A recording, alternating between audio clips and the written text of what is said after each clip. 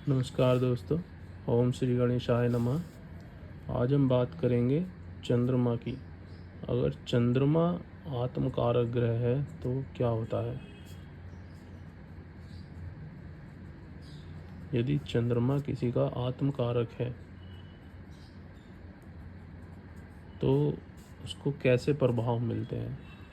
तो बेसिकली आप देखिए, चंद्रमा जो है, जो चंद्र ग्रह होता है, उसको वैदिक ज्योतिषी में स्त्री ग्रह माना गया है और ये बेसिकली माँ से जुड़ा होता है। जो हमारी माँ होती है या माँ का स्वभाव जैसा होता है वैसा माना गया है।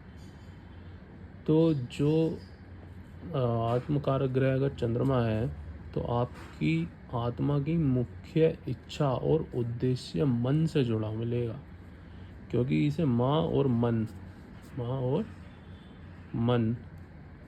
इन दो का कारक माना गया है। तो यदि चंद्रमा आपका आत्मकारक ग्रह है, किसी का आत्मकारक ग्रह अगर चंद्रमा है, तो उसका जो मुख्य उद्देश्य है वो मन से जुड़ा मिलेगा। कि वो मन से, क्योंकि ऐसे लोग मन के हिसाब से चलते हैं। उनका मन जो होता है उसके हिसाब से वे कार्य करने का प्रयत्न करते हैं। अब जैसे माँ है, या फिर आप ये देखिए, माँ है तो माँ का स्वभाव कैसा होता है। करुणा होती है, दया, पोषण करना, रचनात्मक,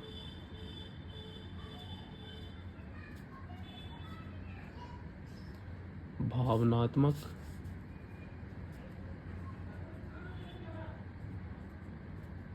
तो ये सब क्वालिटीज़ होती हैं एक माँ के स्वभाव की या एक स्त्री के स्वभाव की। तो ये सब क्वालिटियाँ अगर चंद्रमा आत्मकारक ग्रह है तो ये सब क्वालिटियाँ आपके अंदर मिलेंगी और आप इन्हीं के हिसाब से काम करेंगे। जैसे कि अब बात करते हैं पहले जीवन के उद्देश्य की।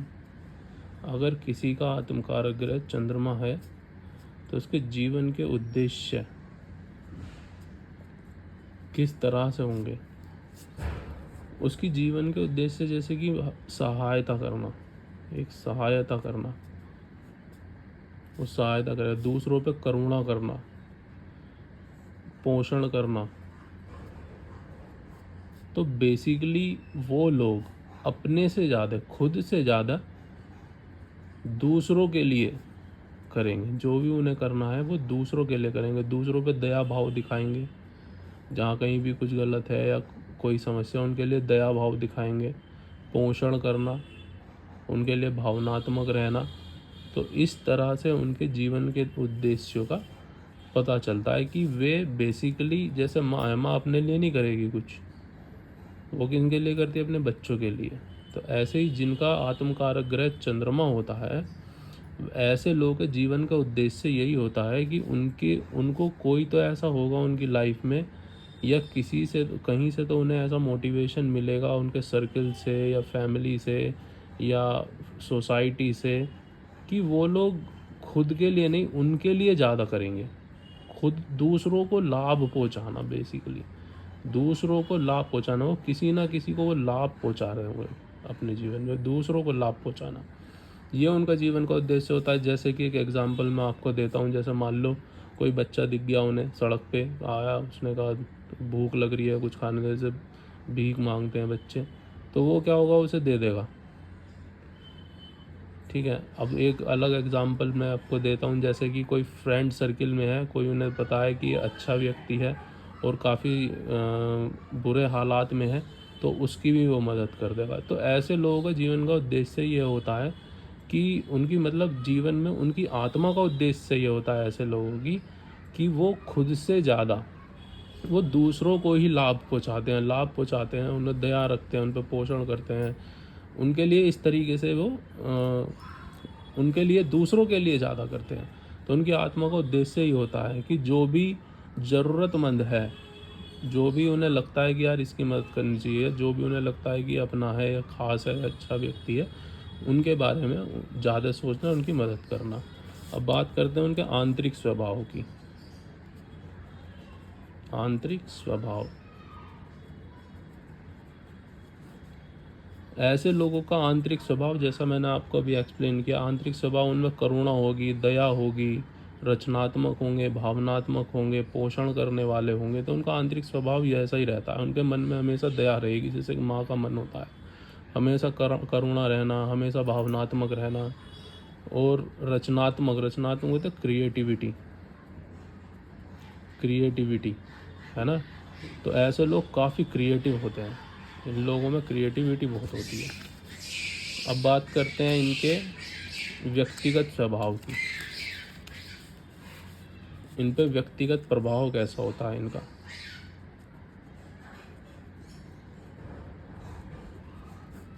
इनका व्यक्तिगत प्रभाव ऐसा होता है कि ये बहुत शांत मन के होते हैं, ये काफ़ी शांत होते हैं।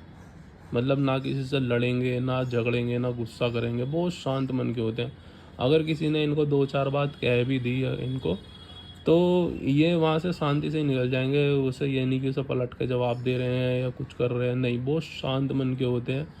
जल से इनका काफ़ी वो रहता है, एक जल जिस तरह से रहता है कि जैसे जल की एक टेंडेंसी होती है, वो जल बहता रहता है, वो फ्लो में ऐसे ये बहते रहते हैं। इन्हें इस बात की परवाह नहीं है कि इन राह में पहाड़ आ रहे हैं, चट्टानें आ रही हैं, क्या आ रहा है क्या नहीं। इन्हें ये इन चीज़ों को अवॉइड करते हुए, जो भी इनके लाइफ में कोई प्रॉब्लम आ रही है उसे अवॉइड करते हुए आगे बढ़ते रहते हैं। बहुत शांत मन के होते हैं, गुस्सा बिल्कुल नहीं होता इन लोगों में, बहुत शांत मन के होते हैं। लेकिन हाँ, जब किसी से बदला लेने की चेष्टा में आ जाते हैं तो फिर उसे उसी ढंग से, जैसे जल होता है, जल बड़ी बड़ी चीज़ों को तबाह कर देता है, ऐसे ही ये लोग भी जब किसी से द्वेष इनके मन में आ जाता है, किसी को ठान लेते हैं, तो जैसे जल तबाह करता है ऐसे ही ये लोग भी तबाह कर देते हैं। तो इस तरह से इनका व्यक्तिगत प्रभाव होता है लोगों पे। घुल मिल जाने वाले होते हैं, जो अच्छे लोग होते हैं, जो धार्मिक होते हैं, जो दयालु होते हैं, उन लोगों से बहुत जल्दी घुल मिल जाएंगे और दोस्ती हो जाएगी, उन लोगों का ख्याल रखेंगे। तो इस तरीके का इनका एक माँ वाला जो नेचर होता है, उसी तरीके से वो उनका व्यक्तिगत प्रभाव दूसरों पे पड़ता है। अब बात करते हैं इनके अधूरे कर्म की।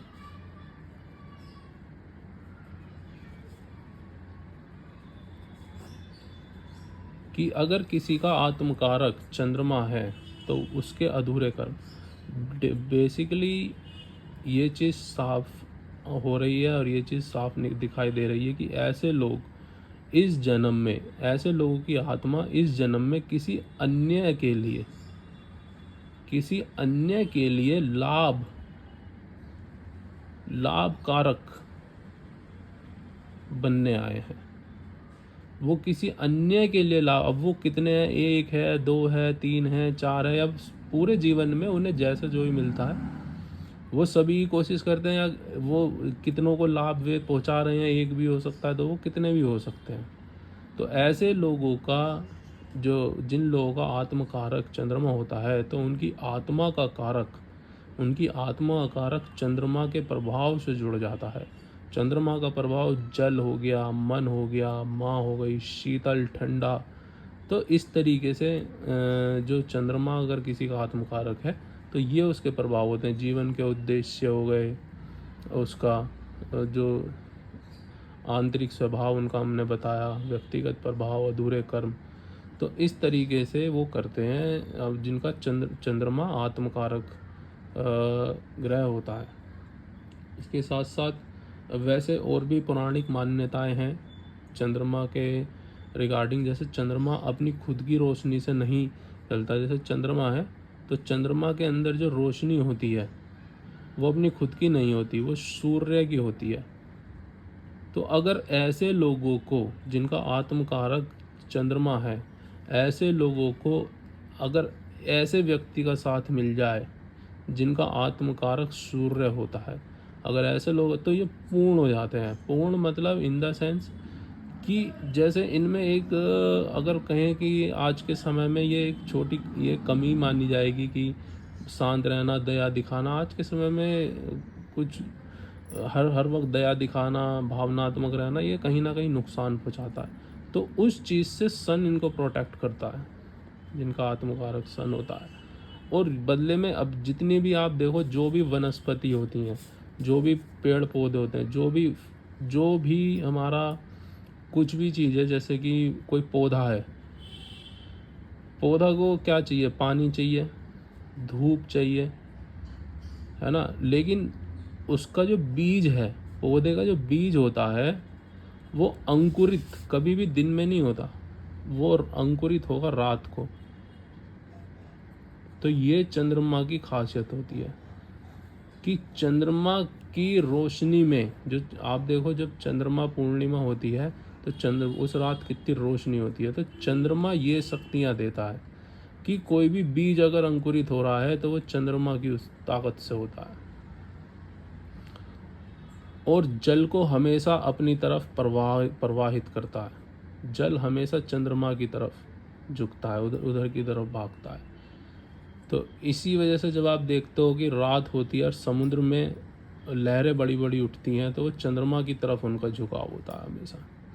तो ये चंद्रमा के कुछ मैंने एक डिटेल्ड वीडियो बनाया है कि अगर चंद्रमा किसी का आत्मकारक ग्रह है तो उनकी आत्मा किस तरीके की होगी इस जन्म में। जो उनकी आत्मा है, जो सोल है, उसके उद्देश्य, आंतरिक स्वभाव, व्यक्तिगत प्रभाव, अधूरे कर्म, और किस तरीके से कार्य करती है, क्या क्या उनका किस कहाँ से उन्हें प्रेरणा मिल रही है, ये सब मैंने एक छोटा सा डिटेल्ड वीडियो बनाया है।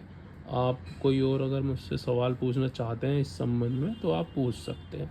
और जैसा मैंने पिछली वीडियो में बताया था, जो आत्मकारक ग्रह होता है वो हमेशा शुभ प्रभाव देता है।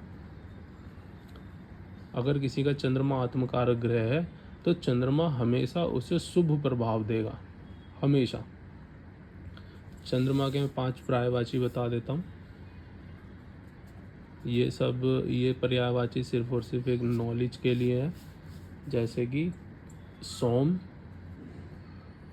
पहला है सोम, दूसरा है तारापति,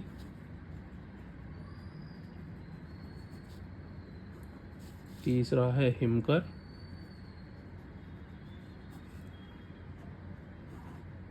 चौथा है निशाकर,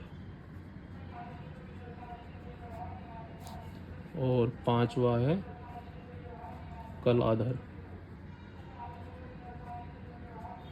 देखा, जैसे 5 में ये भी आ रहा है कलाधर। ये क्रिएटिव बहुत होते हैं जिनका चंद्रमा आत्मकारक होता है वो लोग क्रिएटिव बहुत होते हैं। वो साज सज्जा इन चीज़ों में बहुत माहिर होते हैं। वो कूड़े से भी कोई डिज़ाइन बना सकते हैं। तो ये एक डिटेल्ड वीडियो है दोस्तों। अगर आपको कुछ और पूछना हो तो आप हमसे पूछ सकते हैं। और प्लीज़ चैनल को सब्सक्राइब ज़रूर कीजिए और कमेंट बॉक्स में अपने सवाल पूछ सकते हैं। धन्यवाद।